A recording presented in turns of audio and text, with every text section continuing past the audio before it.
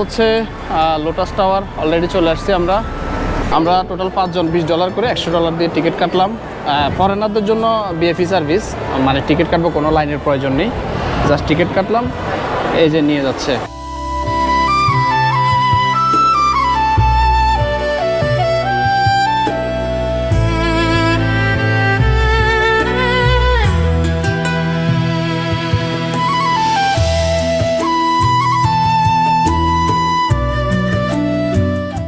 যেমন লাইন, নামার জন্য তেমন লাইন। আমরা এখন টপ ফ্লোরে আছি।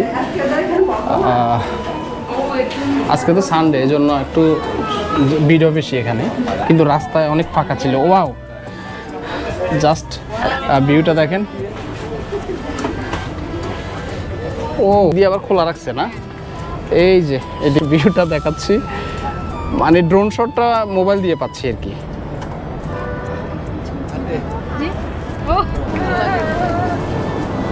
পুরো সিটিটা, মানে একটা জায়গা থেকে পুরো সিটি দেখতে পাবেন। এই যে